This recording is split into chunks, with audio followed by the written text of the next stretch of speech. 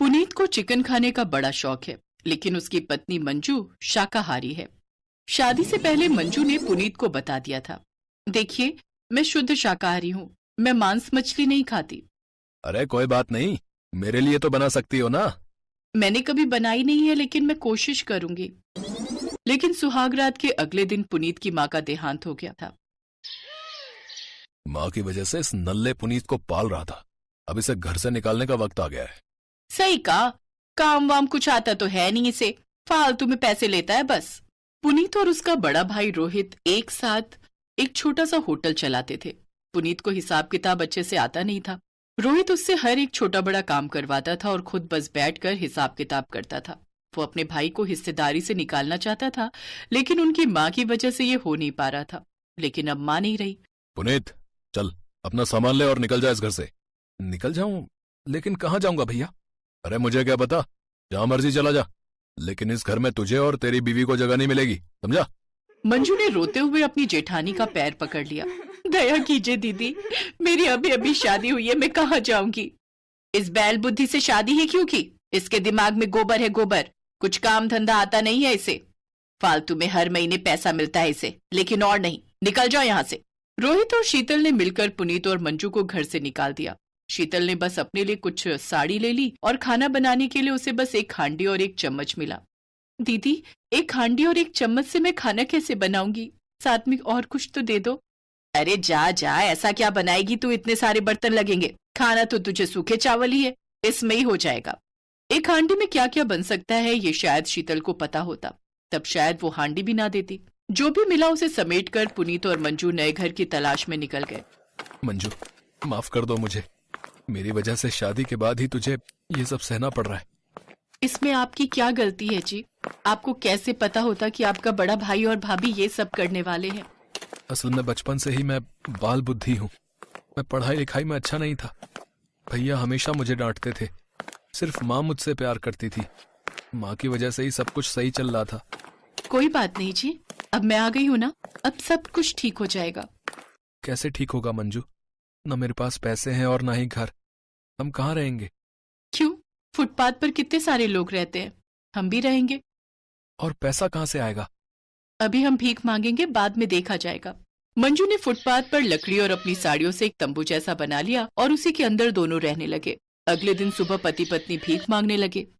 भगवान के नाम पे कुछ दे दो, भगवान तुम्हारा भला करेगा।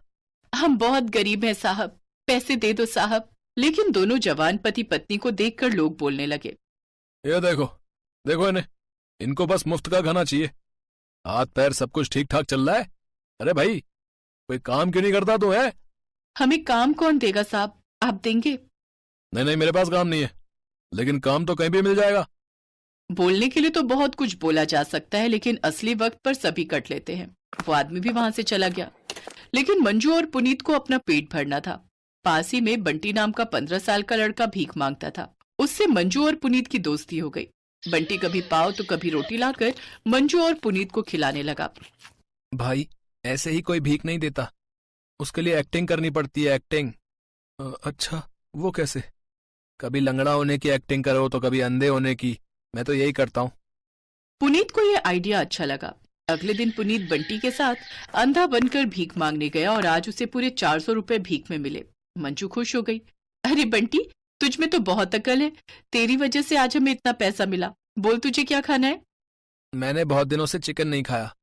हाँ हाँ, मैंने भी बहुत दिनों से चिकन नहीं खाया, मैं चिकन लाता हूँ।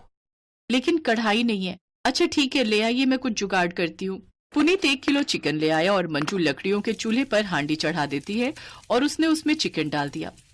हांडी में चिकन कैसे बनेगा? पता नहीं, कोशिश करती हूँ। और कुछ है भी तो नहीं।